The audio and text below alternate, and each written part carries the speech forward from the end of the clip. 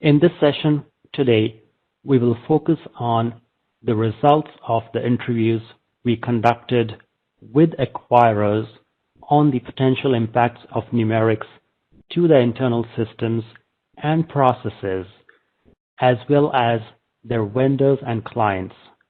We hope this session will give you a head start to complete your own internal assessment.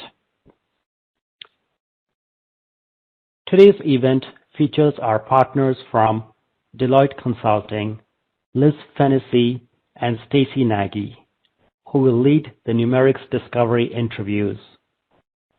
Karen Gullett, who leads Visa's Global Numerics Initiative, and Dave Van Horn from Visa's processing product team are also taking part to add context and to answer any questions. To get started, Karen will give you some brief context on Visa's approach to supporting our clients as they work to achieve compliance with the industry standard by April 2022.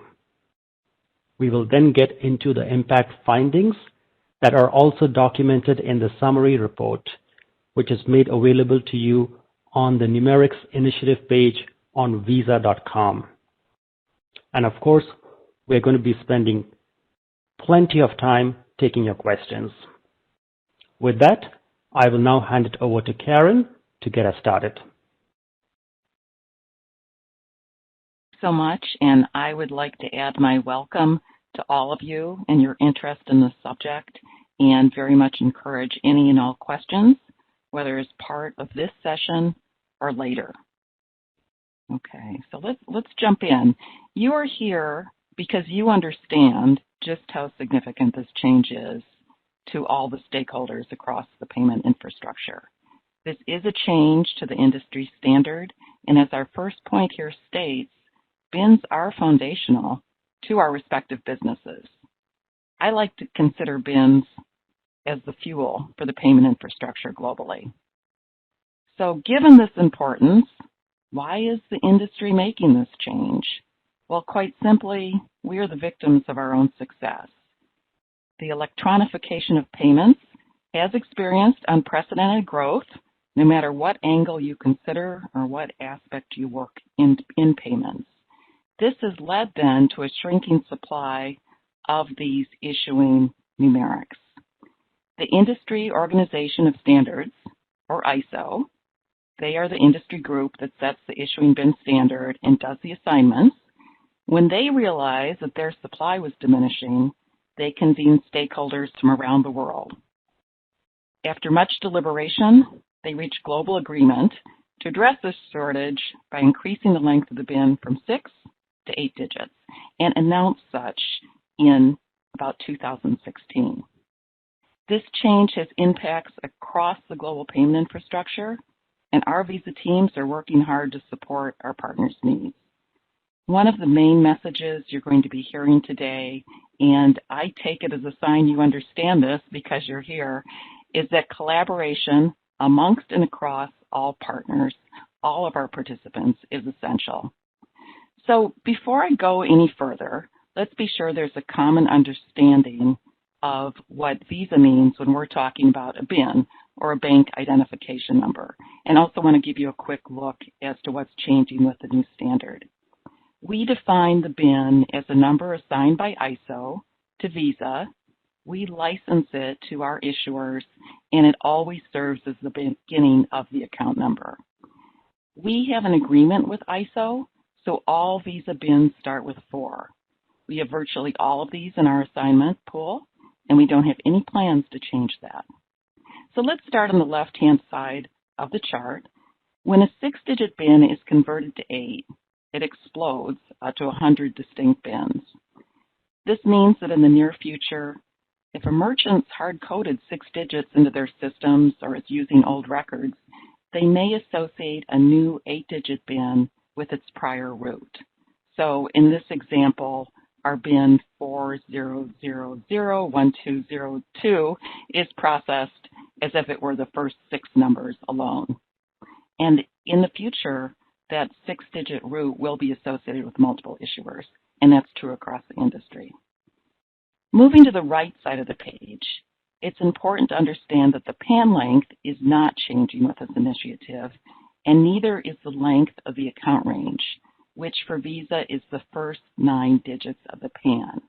As you likely know, Visa's been using the account range to set product ID and processing parameters, and we will continue to do that with no interruption. We've tried whenever possible to minimize client impact, and that certainly is a good example. So what is our approach to adopting the new industry 8-digit standard? As we said, we want to be sure that we're ready with an ample bin supply for future innovation. We're timing this around the April 2022 business enhancement release. That's timing that's common across the industry. It's important, though, we want to reinforce this isn't a typical Burr item. The bin is not used in financial messages in VisaNet, so those changes have been made already. And as you'll hear repeatedly today, the major impacts are with our clients, which is why it's so important for the Deloitte content that we're going to be going through. So what are our requirements? In April 2022, acquirers and processors, and that's both issuer and acquirer, must be ready to support the new 8-digit bin standard. Also, issuers will only receive 8-digit bins as of April 22 from Visa for new assignments. Importantly, though, for existing 6-digit bins that clients have, we are allowing our issuers the discretion to expand any or all of those to 8 digits on their own timeline. Okay, we'll only be providing 8-digit bins for new assignments as of April 2022, but the 6-digit bins that are currently with our issuers, we are giving them the discretion to set their own timeline for that change. We'll also be reclassifying the acquiring bins as acquiring IDs and maintaining that 6-digit length. We're going to start using internal stock for that rather than our ISO stock. Now, certainly this is a big job, and as we said, it's essential for us all to work together to implement this program. We felt it was important to gather information on the impacts of this change from a group of clients who had undertaken the analysis so we could be most helpful in our engagement with our clients and service providers. So Deloitte's work with us on that is one of the key elements. Those interviews were actually one part of this plan that spanned a number of years. So this timeline at a very high level illustrates some of the key steps for how Visa has approached this industry change. I want to assure all of you that the implications have not been taken lightly. As we've already highlighted, ISO started to explore options for expanding the issuing bin supply in about 2015 and announced the change to the standard in 2016. Shortly thereafter, so in 2017, Visa announced our plan with the final effective date of April 2022.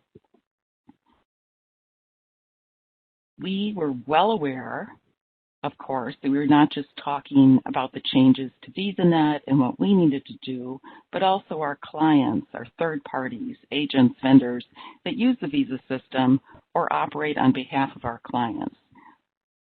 Wanted to be sure that we were out there to support them getting ready by the April 22 timeframe. Across the next years, we've addressed these changes we've needed to make in our downstream systems and applications, completed this in 2019, and since then, we have been assigning 8-digit bins and supporting conversions of 6 digits for our early adopters. Our primary focus continues to be to engage our clients to support their plans to ready themselves for this change. The work with Deloitte, the impact interviews, was a key part of that effort. And of course, April 2022 is when the major industry players are expecting the selling environment and the processors to be ready to work with the 8-digit bin. So now let's turn our attention back to the impact assessment. The most important thing, and right before I turn this over, I want to stress that we want you to take away from this discussion that there's no one size fits all. That's true by country, by client type, or by service provider. Every stakeholder And every collaboration actually is unique. So the importance of doing impact assessments cannot be underemphasized. And with April 2022 getting closer every day, it's essential that our technology partners are informed and ready to fully engage. Okay. What we heard from these interviews is that the uses of the issuing bin are varied, they're broad, and they apply to all stakeholders in the payments ecosystem. It is not one size fits all, and we're not able to control it with a simple project plan. I very much appreciate that Liz and Stacy from Deloitte Consulting are able to take you through the impact interview findings. Liz and Stacy are both leaders in Deloitte's banking and payment practice. Each has extensive experience serving clients across the payment sector. This includes issuers, networks, and fintech payment platforms, as well as partners and stakeholders across the broader ecosystem. They led the interviews we conducted over these past months, and they're ready to share their insights with all of us. Stacy, I'm going to turn this over to you right now and let you get us started. Thank you so much, Karen. So during the interviews, our main objective was to understand the current uses of the issuing bin and the impacts of the change from 6 digits to 8. We spoke to a small subset of clients globally, 33 interviews, but we did ensure we had representation from issuers, issuer processors, acquirers, acquirer processors, and fintechs. We started with a standard set of questions, and that questionnaire is available to you in the summary findings report and on Visa Online. But the interviews did vary significantly based on the impact areas that were most relevant to each interview participant. This is just a quick version of the interview questionnaires that you are available, and we really encourage you to take a look at. And so I'll just go ahead and jump right into some of the interview findings, and I'll start with the really big question that a lot of clients and interviewees ask, which is what is the impact to transaction processing and what changes are acquirers going to start to see on April 1st of 2022? So the first thing that's really important to emphasize here is that the issuing bin is not used in VisaNet processing. The issuing identifier is used. But to share some specific examples of issuing bin impacts that we did hear from our interviews, acquirers that use the first 6 digits of the PAN to route transactions identified broad impacts across transaction processing. For example, in identifying product types like debit, credit, and prepaid, and service eligibility such as installments or cashback. Another example is the use of issuing bin in transaction processing as a data element in the risk rules for transaction authorization, such as bin blocks for sanctions reasons. Additionally, some acquirers currently use internal tables and or tables that they've received from third parties that are limited to 6 digits. They told us that they will need to update the routing logic, processing logic, or applicable tables to accommodate this 8-digit length. And this is Karen again. One of the common questions that came up in the interviews was how to know if an issuing bin is 6 digits or 8 digits. Our first response to that was because so much of our processing parameters, product IDs are now at the account range level. That's what the tables are based on. If clients continue to believe that the bin and its specific length is needed, we'd refer you to the Visa Bin Attribute Sharing Service, otherwise known with one of our Visa acronyms as VBAS. This offers 2 methods to obtain the bin attribute data.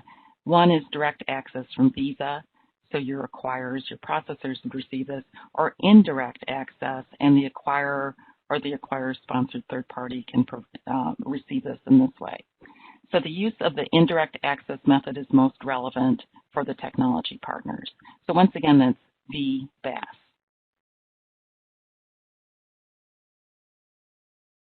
Thanks, Karen. Moving on to our next topic of merchant point of sale. More than 2/3 of acquiring interview participants identified impacts to the merchant point of sale. Some of the uses for issuing bin at POS included PIN bypass eligibility for magstripe transactions and merchant choice routing. Almost half of the interview participants identified POS terminals with hard-coded logic based on issuing BIN. However, the number of terminals that participants expected to be impacted did represent a very small subset of all terminals they were managing. Over half expect an impact to BIN tables loaded to terminals or referenced via terminal management systems. On the ATM side, clients that identified ATM processing impacts were not always the same clients that identified POS impacts, especially since they frequently used different processing systems for ATM transactions. So I think it's really important to assess both areas in depth. 43% of clients interviewed that support ATMs have identified an impact to ATM transaction processing. And some of the examples of the use of issuing BIN that we heard included the lookup of issuing BIN to determine the card brand or network, identifying domestic or international transactions, routing ATM transactions, supporting billing, and developing various reporting. If ATM acquirers are not ready for 8-digit BINs by April 2022, there is a risk of misrouting or routing failure. There's also a risk that they will not be able to identify on-us cards or incorrectly identify a card as on-us, resulting in missed fees. And finally, rounding out with the data and reporting. Before I actually get into the impacts that we heard from the interviews, the first thing I wanted to highlight here is that after we had gone through a couple of interviews, we quickly updated our approach to spend some time aligning up front on what we all meant when we were saying BIN. Clients use BIN to refer to many different identifiers within their organizations, and they also use different names to refer to the actual issuing BIN. We heard First Six, we heard bank, and a number of other examples. So it's an important consideration for the analysis is that clients do not have a consistent data element name or even within a single client across their internal organization and their third parties, both from a vendor and client perspective. Visa, as you heard Karen mention, has made an effort to clean up and standardize the terminology. And I actually have this kind of lovely data table that I printed out for easy reference in terms of the Visa terminology. So kind of going back to the data and reporting impacts that we heard, over half of all interview participants store issuing BIN as a data element outside of their core processing system. And they are only receiving the issuing BIN from Visa as part of the PAN, not as a separate data element in the transaction screen. For example, acquirers and acquire processors interviewed store issuing BIN within data tables in merchant preprocessors, terminal processing platforms, IVR applications, and merchant servicing portals. Interview participants that are not storing issuing BIN as a separate data element may reference it as part of the PAN when required or from other data elements like BIN range tables or token proxy PAN. 60% of interview participants performed searches by issuing BIN, and a subset identified a go-forward requirement to expand search functionality to 8 digits. And finally, on the reporting side, most acquirers interviewed do not use issuing BIN in internal or third-party reporting. However, selected acquirers do provide data and reporting to merchants that includes issuing BIN. Hey, Stacy, it's Karen. I see that we've gotten a question. So before you go to this call to action slide, just to clarify one more time, the issuing BIN is what Visa receives from ISO. It has been a 6-digit BIN for the last 50 years, I believe, since the 70s. And it's now an 8-digit BIN. The account range is the first 9 numbers of the PAN. And that is staying consistent, whether it's a 6-digit BIN or an 8-digit BIN. So it's the first 9 digits of the PAN. So that was a question. I thought it might be helpful for folks to help them digest this slide. So sorry for the interruption. Thank you, Karen. That's helpful. So while we've already discussed quite a few of the impacts identified during the interviews, we really encourage everyone to review the Discovery Interview Findings Report in detail, which is available on the Numerics Initiative page on Visa.com, and share it with your organization to support your numerics planning. If you haven't launched your program and started your assessment, you should definitely start today. And if you have started, I would recommend taking an objective look. Is your assessment broad enough? Does it include your entire organization?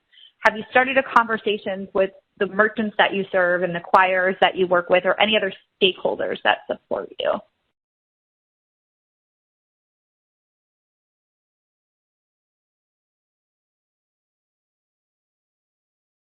Okay, so I think at this point, go ahead, Karen. I'm sorry. I have one more question that I think fits here. So sorry to be so interrupting, but I do think that this would be helpful for the payment technology partners. Building from that advice on the assessment and your experience in the financial industry, working around the world with all sorts of clients and other big and complex projects, mergers, or whatever it may be, can you give some advice for the leading practices for standing up this type of what we're calling the numerics program, but standing this up and being sure that they're approaching it the right way? Absolutely, Karen. So based on my experience with leading complex transformative programs in the payments industry, there are certainly a number of leading practices I would recommend. So the first would be to stand up a cross-functional global program where you're really sharing your findings and best practices across your regions and across your lines of business, which will really help to drive efficiency.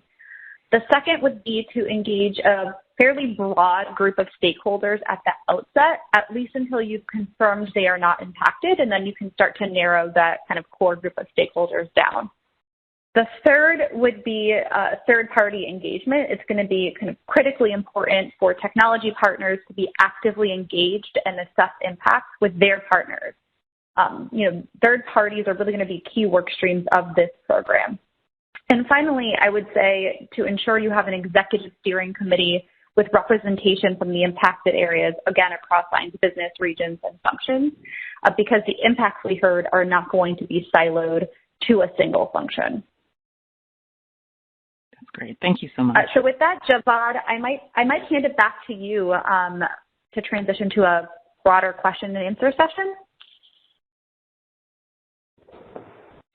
Thanks, Stacy.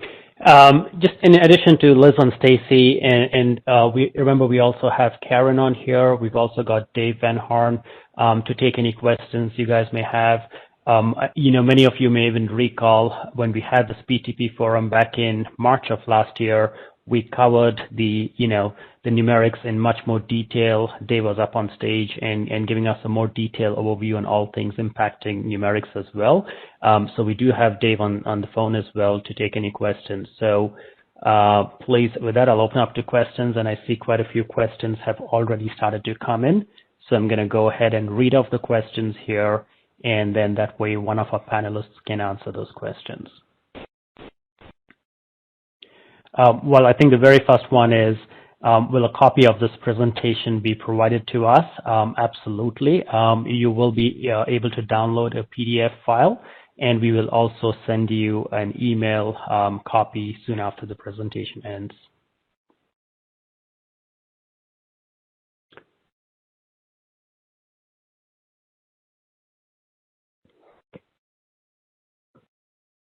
The next question on here is, what is the impact to PCI compliance? I can take that one. In fact, we had a question specifically about that, given that the BIN can be up to the first 8 and the account range is the first 9. And I want to make sure that this question was clear. That I think the person was thinking that the account range was the entirety of the account number. That's not the case. The account number, generally speaking, pardon me, I'm losing my voice here. Generally speaking, is 16 digits for most products that Visa that are issued by Visa clients, and so there are, after the first 9 digits of the account range, there are an additional 7 digits after that. So it's not an issue of guessing. But back to the question posed about what are the requirements with respect to PCI. Both Visa and PCI did evaluate, and of course Visa, like all entities, need to comply with the payment card industry data security standards like all stakeholders in the payment ecosystem do. And they evaluated the impact of the expansion of bin length from 6 to 8 digits and what that might mean in terms of data protection. So there are a couple of relevant data security standards that apply here. There is one standard that applies to data that's being presented on screens or in reports. In other words, data used on a daily basis by customer service reps and that kind of thing. In that scenario, there is already a broad allowance by PCI to enable users of that data to see as much of the information as they need to, up to and including the full PAN if they need to, if they have a business reason to. So that's really not an issue. That PCI standard has been in place for some time, and there's no change with that, with the expansion to 8-digit bins. So basically, if you have a business need to see the data in a user interface screen or in a report, etc., you can do so today. You'll be able to continue doing that tomorrow. The one that often comes up, however, is data that's being stored, or data at rest, if you will. And in that scenario, PCI did evaluate that the minimum number of digits in a 16-digit PAN that need to be protected is 6. That's been the case with 16-digit PANs. You'll often see some clients exposing the first 6 digits, which has historically been the bin length, along with the last 4 if they're going to print on a receipt, for example. So those 10 digits are commonly left open, and then the middle 6 are either encrypted or truncated to protect that data.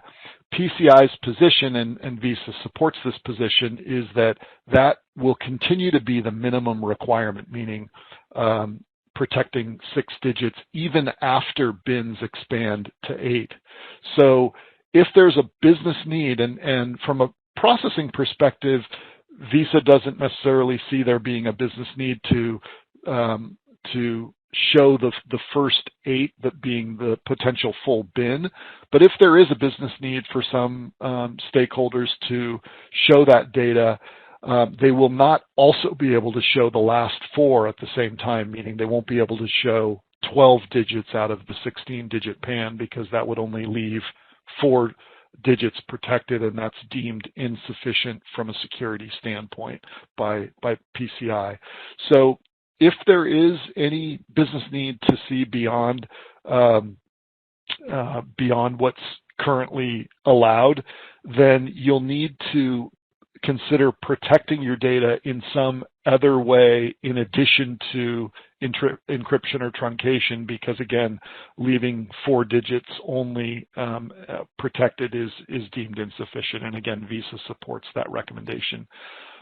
Our last point here is recommending that before making any kind of changes to support your business need, be sure you get them reviewed by a QSA, a qualified security assessor. They're the ones, not Visa or any other brand, that are the ones that are qualified to provide advice as to what will or may not comply with PCI data security standards.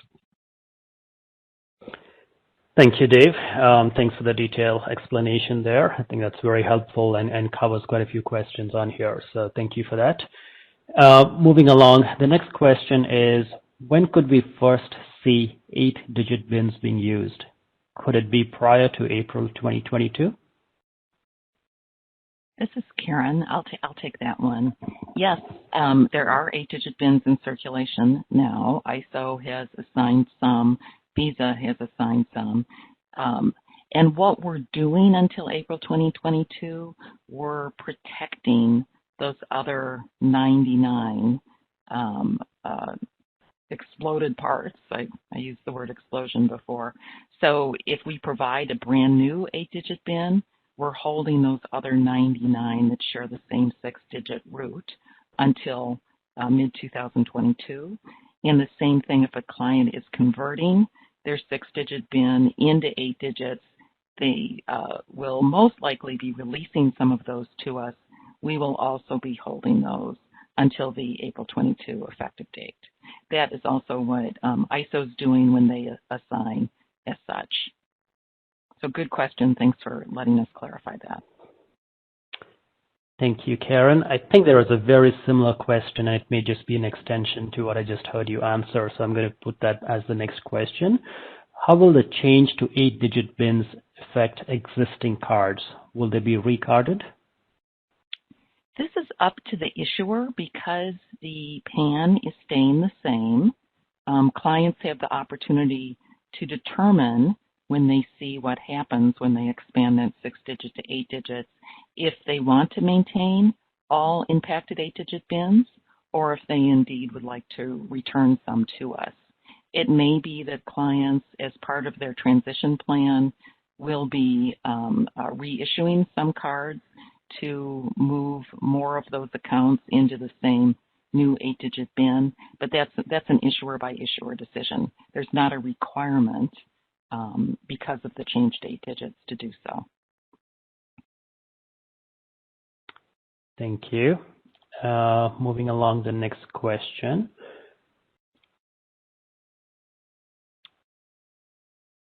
What will new receipt requirements be? We currently can show the first 6, last 4.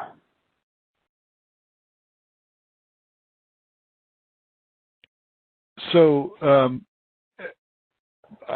as far as requirements go, I'm not aware that there's a requirement to show 6 digits on a receipt. I've seen the last 4. That it may be allowed, although I'm not even sure about that, of what's allowed in terms of receipts. But again, the answer that I gave before regarding PCI standards applies.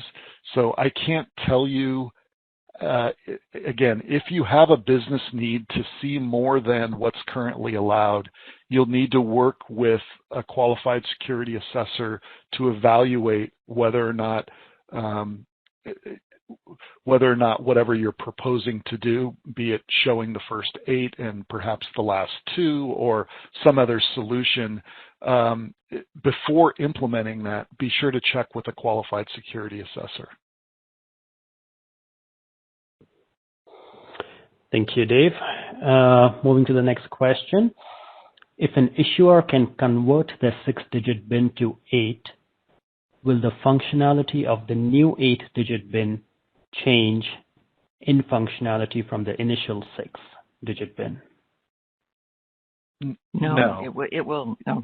I'll answer it, and then you can correct me, Dave, yeah. No. or add. But no, it will stay the same unless the issuer tells us they want to take this opportunity to change a product or processing parameter. It will stay the same. Clients will be working through a tool that we call the Issuer BIN Migration Tool when they convert those 6 digits to 8 digits. So Visa will be well aware of when those changes happen. But there will not be a change to the functionality. It'll be seamless. Thank you, Karen. Next question. How will you recognize a card is using the 8-digit versus the 6? From a Visa perspective, as I said, we will make a change in our systems after clients go through that Issuer BIN migration tool. As we advised before, we very much recommend that all of our clients use the latest tables that Visa provides, whether it's the RDEF table, the issuer acquirer table, or the routing table, to get the information on what the current parameters are. If there's a need to determine if it's what the BIN is, I would refer you to VBAS.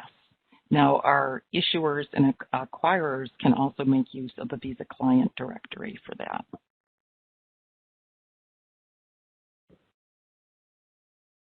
Thank you, Karen. Moving on to the next question.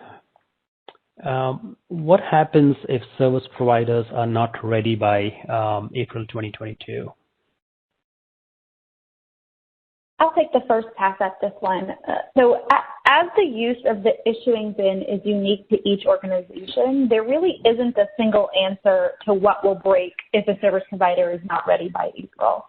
So failure points and the severity of those failures are really going to vary significantly depending on the specific uses of issuing bin and the setup of the supporting technology for your individual organization. So, I mean, some of the risks that you may see is service providers may face the risk of failed transactions, longer resolution times, and additional costs to complete transactions. There could also be adverse impacts to their clients and your brand if you're not ready to handle those 8-digit bins. I'd like to add to this, because we have organized and timed this around the business enhancement release. I want to reinforce again, this is an ISO requirement. This is an industry event. It's not just Visa. Visa cannot use a functional command. We can't give you a waiver. We cannot protect you. And as Stacy just said, most of the impacts will be on the client end or in that payment transaction flow someplace. So this is very important to do this impact assessment, look at it end to end, be sure that you're, get it scheduled. We've got 14 months and maybe a day until that effective date. So that's why we're trying to equip you so you can ask those questions and be sure that you're ready.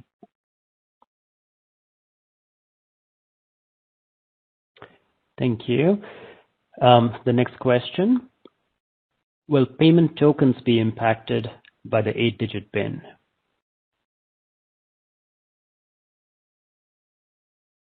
I can take that. The short answer is no. Mm-hmm. There is no impact to the tokens that are already on file. And in fact, our process for us assigning tokens is at the account range level, the 9-digit level, not the 6 or 8-digit level. So when a client enrolls in Apple Pay or any of the pay products, we assign them a 9-digit token range for every PAN account range that they're enrolling. So there's no impact once bins change from 6 to 8. The tokens that are on file remain as is.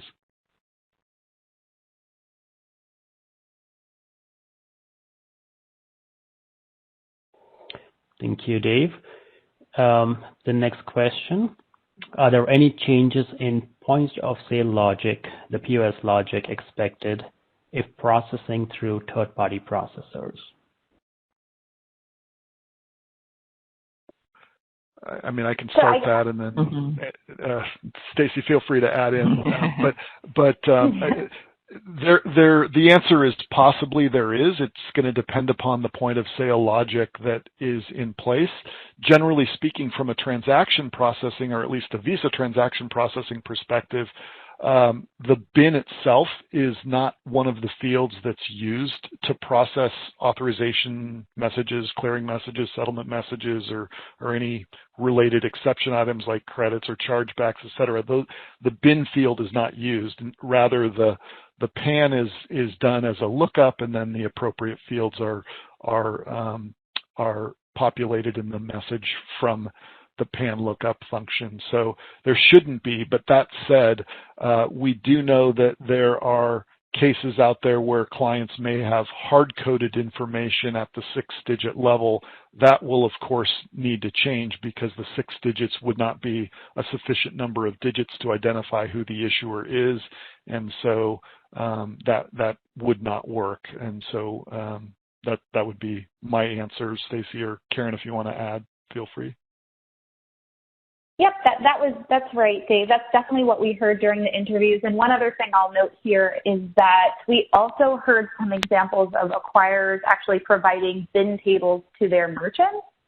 And so it wasn't exactly clear from the interviews. They hadn't really gotten into that stage of analysis yet in terms of how those merchants are using those bin tables and potentially some of those merchant pre-processing, and routing that was occurring at that stage as well. So there could be changes both to terminal software, to point-of-sale hardware, to bin tables that are being referenced as part of the point-of-sale processes, and potentially to merchants as well.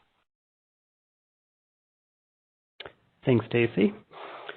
The next question.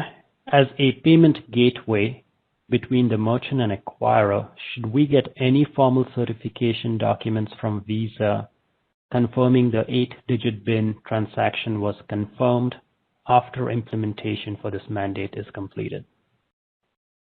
And I think this was covered in the presentation, but I think it'll be worthwhile just helping our partners understand if there is any formal certification process for this change. There's not a certification for this simply because the BIN is not used in our financial transaction. It's not in the messaging for authorization, clearing, or settlement. So we've discussed this extensively with our testing group. And what they can do for voluntary testing that anyone wants to do is provide a PAN, a test PAN, that's derived from an 8-digit BIN. However, what we'll be doing is just checking across all the other parameters that are not changing for this.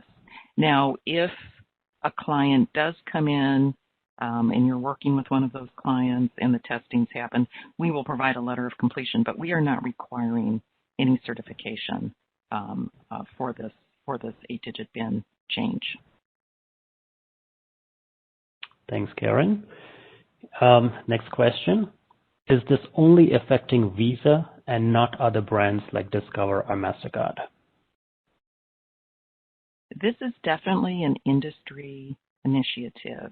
All of the other payment schemes, large financial players, major processors, were part of the group that ISO consulted to determine what the solution was, and they have quite an extensive approval process as well. We are aware, certainly, that MasterCard is working with their clients around a April 22 deadline as well. I don't want to speak to the other brands, but as I said, this is an industry change. All of those players get their BINs from ISO, and at this point what they're getting is 8-digit BINs, and the standard, they are bound by that standard as well. Thanks, Karen. The next question.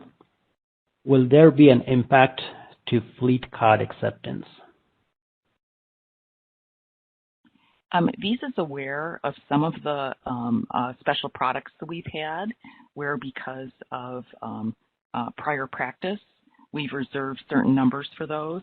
Fleet card is one of those that we have on our list, so we don't anticipate impacts for that. So we've played that one forward.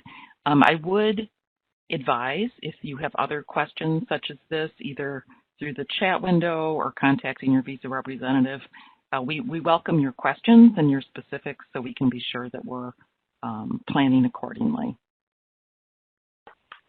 And Karen, I guess just one thing to add to that is we did hear from some of the acquirers that one of the uses of issuing BIN on the acquiring side in transaction processing was that they were using it to identify various product types, right, of which fleet would be one.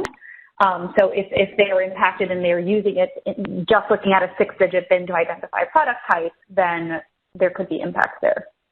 Right, and there's more details on that in the impact assessment booklet that is available to you as well. So check that out and see what we've identified to date. Sorry, I'll add one other thing with respect to fleet, because that's somewhat of a unique situation. As Karen mentioned, there are a couple, fleet being one, GSA cards in the U.S. is another, and there are some cashback eligible cards in certain markets that also fall into this category, whereby a finite set of 6-digit BINs was allocated for issuance of those products, and those BINs were in fact hard-coded into a number of systems as the lookup as to whether or not benefits associated with Fleet Card, for example, would apply.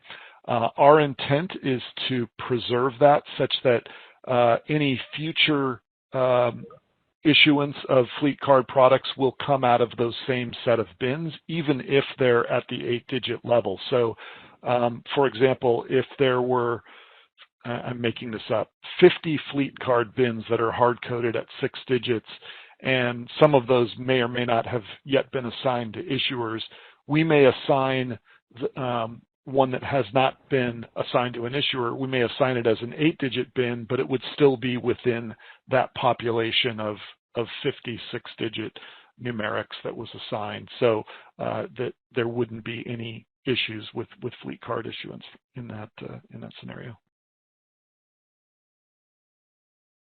Thanks, Dave. A slightly different question on a little bit more on issuance. The question is, when issuer migrates 6-digit bin to 8-digit, do they need to get a new EMV certificate for issuance? Yeah, the answer is no, they do not. There's no new certificate required until after cards expired, and then obviously at that point you would reissue and get a new certificate once you issue into 8 digits. Got it. Thank you. Just a quick time check over here. We have about 8 minutes or so left into this presentation. I'm going to take maybe a couple more questions. Again, we've got a really good range of questions, and please be assured that if we do not get to all of your questions, then we will continue to update our frequently asked questionnaire. We'll, certainly review these questions and make sure they are addressed as part of the FAQ document that's going to get published out. Yeah. Let me just go ahead and keep going a couple more questions here as much as time permits. Will Visa 8-digit bin still fall within the existing Visa account range? The Visa 400,000 through 499,999 range, or will Visa obtain brand new ranges outside of the traditional range? If I'm understanding this, and once again, I welcome my panel mates to jump in if they have a different interpretation. We are going to maintain the entire available 4 series of issuing bins. So there's not a change to that. They will be used, and as we said before, explode out or move out to the 8-digit level. So if I understand this right, are we planning to start with any number beyond a 4, or will we only have part of those 4s? No, we continue to maintain the entire 4 series range, or 4 series set. Let me use that's right. I think his question was, So grab the 8-digit bins. There are a number of bins within that range that have never been assigned, and so those bins will be assigned as 8 digits starting in April 2022. And additionally, as was discussed earlier, there will be an opportunity for issuers who already have bins assigned to return the portion of them that they don't want to use or are not issuing from, and those in turn could be assigned to other issuers as 8-digit bins as well. But to Karen's point, they're all going to begin with a 4, so they're all within that range. Thanks, guys. The next question. Any deadline when 6-digit bin will discontinue? At this point, Visa has not addressed what that deadline would be, much as if you were working in the industry in the 70s, you're aware that's when the 6-digit bin was first introduced from the 4-digit, and eventually 6-digit became the expectation. Very likely that'll happen again, but at this point, Visa does not have a deadline for when that change needs to happen. So I think we only have about 5 minutes left, so I'm going to go ahead and just, switch this back to just, a couple more pieces of information to close things out. Again, thank you guys for your questions. Like I said, these are really good questions, and we want to be able to get back to you and answer these questions. If we did not do that today, we will go ahead and update our frequently asked questionnaire. You will find that on the visa.com website. We will also email this presentation, to all the participants after this. Just in terms of a couple of things, I do want to just enforce over here. You've heard today the impacts, will vary significantly for technology partners, for your customers, and for your clients. And each organization needs to really conduct an impact assessment across its entire organization, taking your systems and processes in view, right? So, and it's important, I think, if you guys also want to do a comprehensive, kind of an assessment on how internally you are using the BIN, and also do a robust merchant outreach in terms of what that communication needs to be, and make sure that this is shared with all the relevant stakeholders in the organization. There was also the interview findings report. I believe when this webinar invite was sent out to everyone, you would also have received a copy of the interview findings report. The same is available on the visa.com website in case you haven't received it.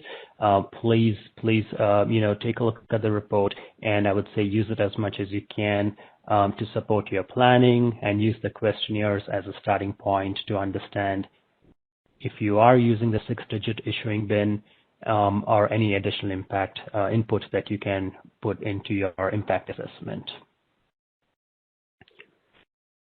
So just a quick recap. I know, the team has done a fantastic job of building a lot of resources and standing up a visa.com webpage as well. I know some of our partners may not have access to the Visa Online, where a lot of technical documentation is posted. So we have stood up a visa.com website, which is available to you. There are tons of resources available to you, and we will continuously be updating the site as well.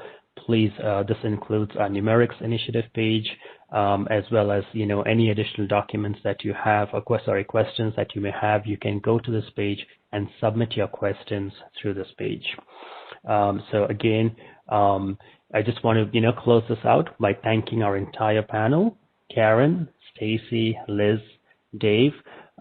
Thank you very much for the time today. And thank you to all of our audience for listening, and all of your work to adopt the new 8-digit industry standard. And with that, this concludes our session today. On behalf of all of us at Visa, thank you for your time today. Good day, everyone.